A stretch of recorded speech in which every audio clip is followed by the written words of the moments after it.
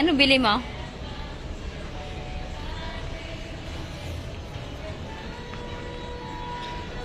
Tanggal na kaya ako sombrero, guys. Baka ayaw, no? Tanggal lang ilan natin siguro. Yun na yung buhok. Tanggalan ko na natin yung sombrero. Baka ayaw dito mag-sombrero. Kaya kanina ayaw ako mag-sombrero. Ilagay ko na sa bag siguro mag-sombrero. Gusto ko na mag-sombrero. Ah? Hindi lang ako mag-sombrero.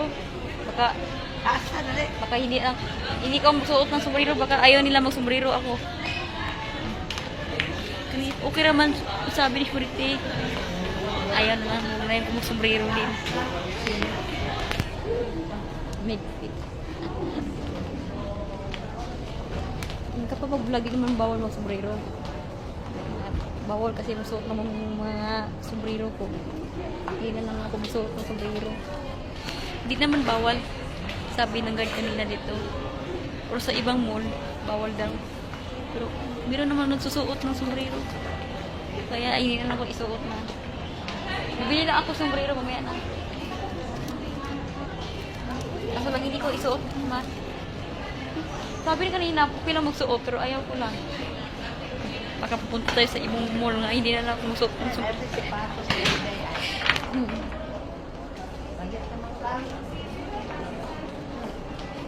Ganda na naman talaga kapag mag-sombrero. Para maganda yung buhok ko. Pulot na kasi, no? Makulot kayo yung buhok ko kapag mag-sombrero. Para akong pulis. Hindi naman.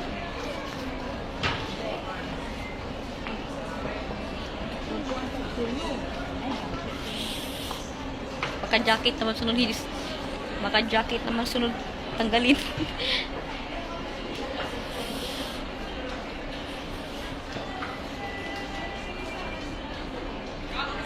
Bakit ayaw mo sa ibang sa mall bakit ayaw nila magsuot ng sombrero mo, no? Dito hindi naman, pero ayaw ko lang. Baka magsabi ng guard, hindi ko masuotin ng sombrero. Sa labas lang ako masuot ng sombrero.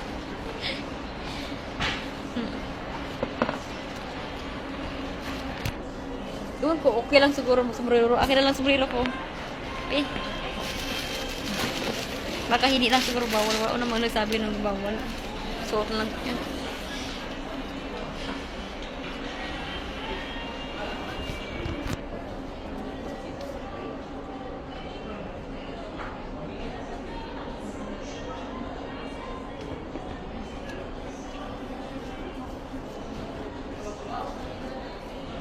Bakit bili ka ng sandal, ma? Bakit? Miss? Okay lang yung sombrero ako, miss. Papaalam kasi ako kanina, hindi. Akala ko hindi.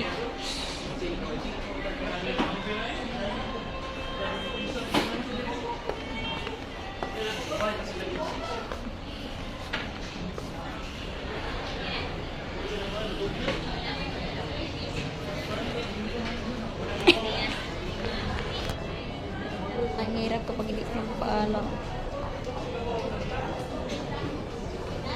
Ano pa rin eh. Oh yeah. Oh yeah. Parang sombrero. Parang hindi ko na.